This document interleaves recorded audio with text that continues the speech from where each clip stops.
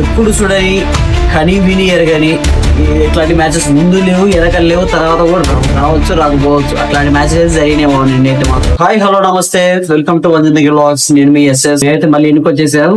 నిన్నైతే double header జరిగింది, తెలుసు కదా. ఫస్ట్ మ్యాచ్ ఎవరెవరికంటే మన సిఎస్కే వర్సెస్ జీటీ.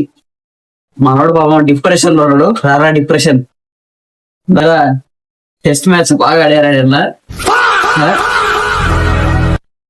అది కాదా ఐపీఎల్ అని చెప్పేసి కోట్లాది డబ్బులు ఇచ్చి ఎందుకురా T20 ఫార్మేట్ అంటే వచ్చి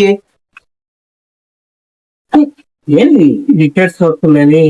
ఎంత వికెట్ పడ్డా మాత్రం సరే ఇప్పుడు పవర్ ప్లే లో 1-2 వికెట్లు పడ్డం అనేది కామనే, అన్ని టీంలో జరుగుతుంది అది. కానీ ఏ టీం అయినా ఈ రకంగా ఆడుతుందో 12 ఓవర్లు 13 ఓవర్లకు ఎంత వేసుకోరు 40 48 సిగ్గుండాలిరా. లాస్ట్ కూడా ఏదో ఓకపోతే నెక్స్ట్ మ్యాచ్ ఇచ్చి టీంలో తీయేస్తారు. మళ్ళీ ఫ్యాన్స్ కాలం లాగిస్తా అని చెప్పేసి లాస్ట్ లో కొట్టిండు. కానీ మీకైతే జిమ్మి ఓటను దొరికిన వద్దనం అసలు మీ టీం మైనస్ అని తెలుసా. ఒకే రెక్టిఫై చేసుకోవాలి టీమ్ లో. మైనస్ అని తెలుసా కెప్టెన్ అవసరం కెప్టెన్ ఇచ్చారు, మా కెప్టెన్సీ ఇచ్చారు. కెప్టెన్సీ ఇయ్యనప్పుడే బాగా, ఎప్పుడైతే కెప్టెన్ ఇచ్చాడు ఎందుకో మరి ప్రెజర్ ఎక్కువ తీసుకుంటున్నాడా లేకపోతే అవుట్ ఆఫ్ ఫామ్ ఎందుకు వెళ్ళిపోయాడు ఎందుకు కానీ బాగా ఆడటం లేదు. డిసప్పాయింటెడ్ కేసు మనం అయితే నిన్న ఏదో మన సిఎస్కే ఒక్క ఆట చదువుశాస్త్రం ఆడాలా, చదువుశాస్త్రం ఆడకపోతే వేస్ట్ సిఎస్కే. ఇంజూరీ అయిండు మన దరిద్రం వల్ల. ఆయుష్ మాత్రం కొద్దిగా రన్స్ కొట్టినాడు. టీం పర్ఫార్మెన్స్ చేయాలి, ఒకరి మీద డిపెండ్ కావద్దు. అక్కడి పాపం జిమ్మి ఓటను చాలా మ్యాచెస్ వీళ్ళకి గెలిపేయడానికి ట్రై చేస్తున్నాడు. అప్పుడు జిమ్మి ఓటన్ కానీ పొరపాటు లేకపోతే ఏదో పరిస్థితి. అసలు మన మ్యాచ్ చూస్తే కేరళ ఒకడే 152 కొట్టిండు 20 ఓవర్లకే ఒక్కడే కొట్టిండు. ఎన్ని వాళ్ళకి 67 వాళ్ళకి. మీ టీం మొత్తం కలిపి పెద్ద కొట్టారు 158 టార్గెట్. కేరళతో కంపేర్ చేసుకుని కేరళతో మీ స్కోర్ ఎక్కువ అని చెప్పేసి నాకు ఇంటర్వ్యూ అవుతుంది మీరు. ఒకప్పుడు 120 వాళ్ళకి 49 కొట్టిండు.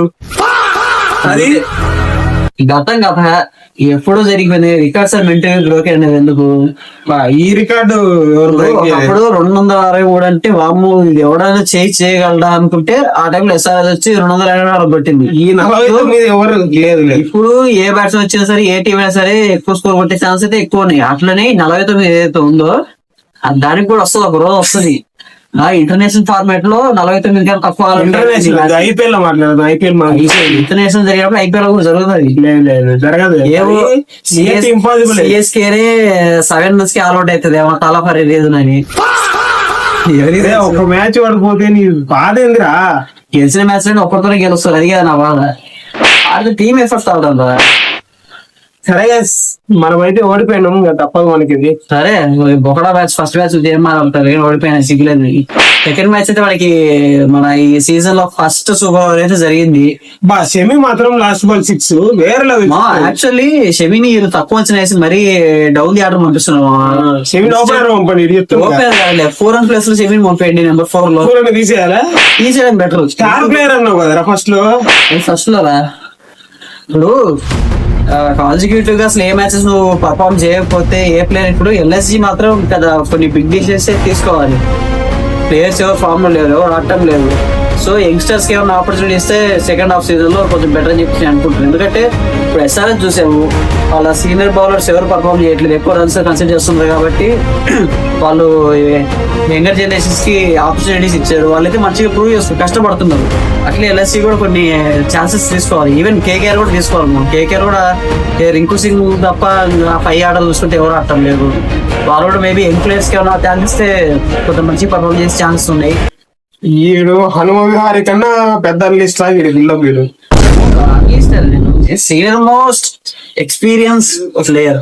మొత్తం ఐపీఎల్ లో బోరింగ్ మ్యాచెస్ ఎవరి అంటే ఎల్ఎస్జీ కేకేఆర్ ఇలా రఘువంశీ ఏంది మోసం చేసింది మీరు. రఘువంశ్ అయితే నాకు ఎందుకు స్పోర్ట్స్ మెన్షిప్ లేదనిపించింది. మా ఎంపైర్స్ మరి ఏందో మీ వాళ్ళే కదా అప్పీల్ చేసింది. రెండు మా వాళ్ళే కదా. అరే అప్పీల్ ఎందుకు చేసింది స్పోర్ట్స్ మెన్షిప్ లేనప్పుడు. అదే చెప్తున్నా వీళ్ళకు ఏదైనా సరే వాళ్ళు అంతే ప్రెజర్ అన్ని మ్యాచ్ వరుసగా పడిపోయేసరికి వాళ్ళకి ప్రెజర్ ఎక్కువైపోయి ఎలాగే సరే మీకు గెలవాలి ఇప్పుడు వికెట్లు తీసుకోవాలి ఈ మ్యాచ్ ఎలా స్వార్థం ఆ స్వార్థం వల్లే సూపర్ ఓవర్ లో ఓడిపోయాయి. వీడు ఈ నీతులు చెప్తుంది గైస్.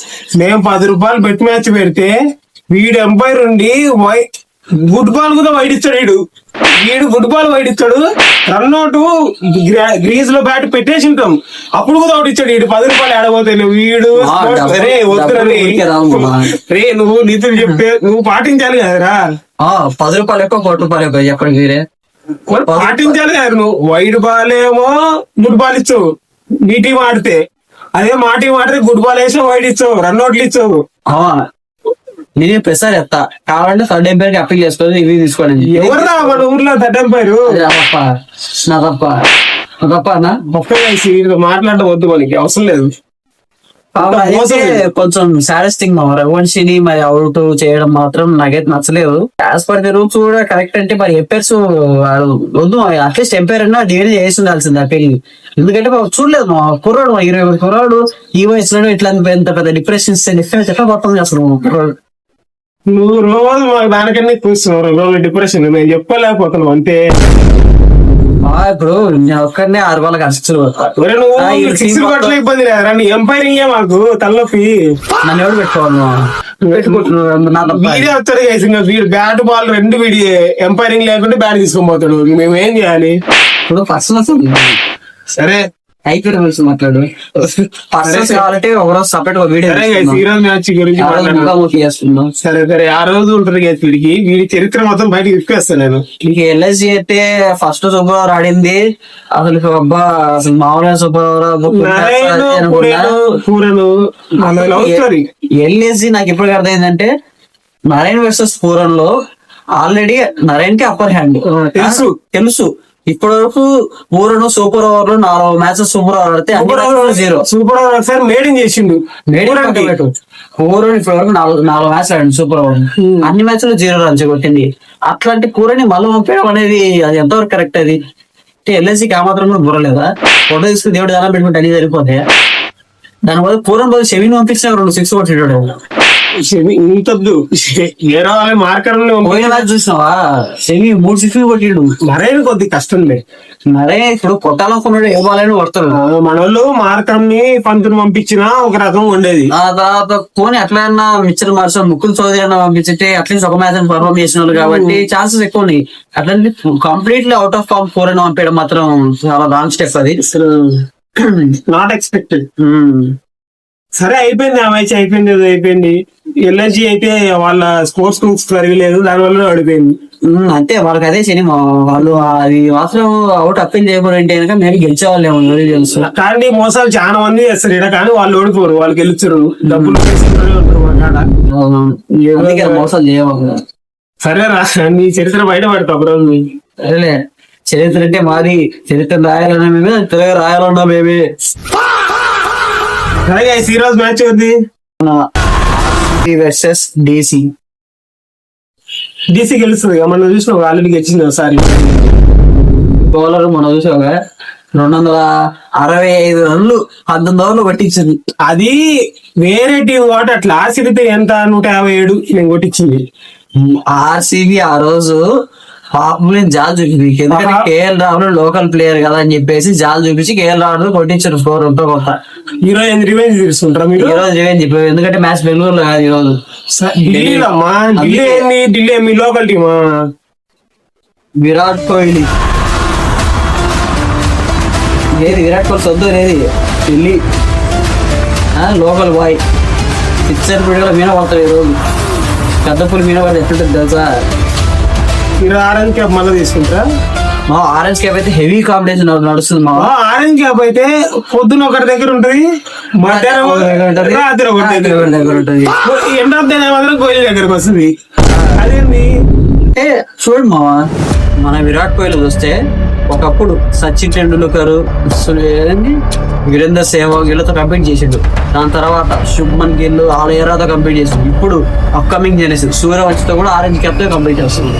అది విరాట్ కోహ్లీ గొప్పతనం. Virat Kohli great player. Over action ఏముందిరా? ఇప్పుడు ఆట ఉన్నోడికి బలుపు ఉండొచ్చు, నీకు ఆడలేదు కదరా. ఆట ఉన్నోడు ఆడేటప్పుడు వాడి ఫ్యాన్ కూడా బలుపు. అరే ఇంత దిగదారా అక్కడ, నీకు ఆట లేదు. నువ్వు విరాట్ కోహ్లీ అన్నకుంది, నువ్వెందుకు ఇంత? అవును, విరాట్ కోహ్లీ ఫ్యాన్ నేను. వద్దు గైస్, విరాట్ కోహ్లీ ఉంటే మనంటే మనకి యాక్టివిటీ అన్ని బలుపులు అన్ని అని వచ్చినాయి. విరాట్ కోహ్లీ దగ్గర నుంచి వచ్చింది. ఓల్డ్ విరాట్ కోహ్లీ చూడలేదు అసలు. చూసి గారి మీకు ఎట్టబోతుంది.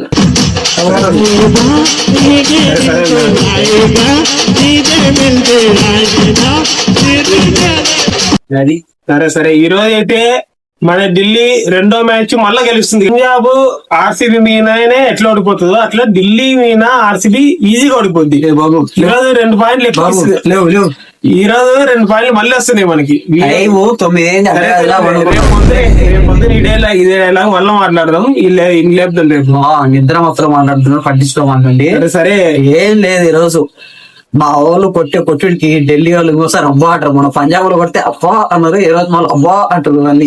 సరేలే చూద్దాం ఎవరు అంటారో చూద్దాం. చూడడానికి ఏం లేదు మా మ్యాచ్ అయితే 1 సైడ్ మన ఆర్సీబీ మీద గెలిచేస్తుంది ఈ రోజు. మన పాపం మన ఎందుకో ఈ రోజు కొంచెం డీసీ వాళ్ళ మీద మౌనం పడేయాలని చెప్పి ఫీల్ వస్తుంది లోపల నుంచి. ఎన్ని కొడతారు మీ వాళ్ళు? టాపిక్స్ ఏంటివి? నాకు తెలిసేంత వరకు ఆర్సీబీ టాస్ గెలిచి ఈ రోజు ఫీలింగ్ తీసుకుంటది. సో మళ్ళీ ఫిల్ సాల్ట్ ఇంజూర్డ్ ఇంకా ఈ మ్యాచ్ కూడా రావట్లేదు, ఆల్రెడీ డిక్లేర్ చేశారు Dinesh Karthik. So Jacob Bethell మళ్ళీ వస్తాడు. మొన్న మ్యాచ్ లో జాకోబ్ బెథెల్ కి కరెక్ట్ అవకాశం రాలేదు, అన్ఫార్చునేట్ అవుట్ అయ్యాడు. కాబట్టి ఈ రోజు మ్యాచ్ లో డెఫినెట్లీ జాకోబ్ బెథెల్ అయితే హాఫ్ సెంచరీ కొట్టబోతున్నాడు. So Virat Kohli as usual మంచి పర్ఫార్మ్ చేస్తాడు. సో ఓవరాల్ గా నా టాపిక్స్ వచ్చేసి విరాట్ కోహ్లీ అండ్ హెజల్వుడ్. మరి డీసీ వాళ్ళు ఫస్ట్ బ్యాటింగ్ ఆడితే మేబీ వాళ్ళ టార్గెట్ 210. మన 265 పైన కొట్టినాం, ఈ రోజు 300 కొట్టేస్తాం. ఆర్సీబీ కష్టమే 300 చేద్దంటే. నాకు కూడా ఆశ 150 కొట్టలేదు. నాకు కూడా ఆశ ఉంది, ఎవరైనా 300 కూడా నేను చేసి చేద్దామని చెప్పేసి. మన టీమ్స్ అనేవి క్యాపబిలిటీ ఉంటాయి. ఇప్పుడు ఎస్ఆర్హెచ్ మనం చూడలేదా, వీడు పింక్ అన్నాడు, పింక్ ఆర్మీ పిండింది. ఈ రోజు అంతే, వీళ్ళు ఆర్సీబీ పిండుతారు, 300 ఈజీ కొడతారు వాళ్ళు. ఏదో లేదా మీ టైం బాగుంది, టైం ఏందిరా, బ్యాట్ కమింగ్స్ వచ్చిండు, వస్తా నిమ్మకాయ పడుతు వచ్చిండు. అది ఎన్నద్దు తీసుకురావాలంటే నిమ్మకాయ తీసుకొచ్చి ఎన్నద్దు. నువ్వు పర్సనల్ నాకు మళ్ళీ నువ్వు గెలిచిన మ్యాచ్ ను మళ్ళీ నువ్వు డీగ్రేడ్ చేయాలి. నాకు మొన్నటి దాకా 3 మ్యాచ్లు గెలిచి ఇంట్లో ఉండి గెలిచిండ్రు, ఇప్పుడు బయటికి వెళ్ళి గెలిచి ఏందిరా నువ్వు అసలు. వద్దు గైస్, వీటితో అవసరం లేదు మనకి. మనం అయితే ఎస్ఆర్హెచ్ ఫస్ట్ టీం అది ప్లే ఆఫ్ వెళ్ళడానికి. పంజాబ్ తర్వాత వీళ్ళ ఆర్సీబీ కష్టమే. ఈ రోజు చూద్దాం ఏమైతుంది. ఎక్కువ ఆశలు పెట్టుకుంటున్నాడు మా ఏదో ఏదో ఊహించుకుంటున్నాడు కదా, ఓన్ లేదు జరగవు. చూడండి ఈ రోజు అయితే ఆర్సీబీ గెలుస్తుంది. సో చెప్పాల్సిన అవసరం కూడా లేదు. ఆర్సీబీ కంప్లీట్ టీం, అది మంచి స్ట్రాంగ్ టీం. ఢిల్లీలో ఏమని చెప్పు, కేఎల్ రాహుల్ పక్కన పెట్టి ఎవరు అంటారు. ఢిల్లీలో తాజ్ మహల్ ఉంది, ఢిల్లీలో లేదు ఆగ్రాలో ఉంది.